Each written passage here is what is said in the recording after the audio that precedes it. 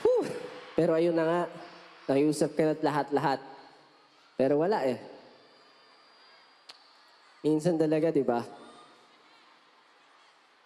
Well, I'll be honest. Na-experience ko rin siya. Siyempre, ano na tayo? 18 na tayo eh, di ba? 18 na. Legal na ako. Anong edad ko? Anong edad ko? Sino yung sumisigaw ng ano doon? Parang mali yung sinisigaw doon ah. Anong edad ko? Yan. Dahil legal na ako, syempre na-experience ko yung mga bagay na gano'n.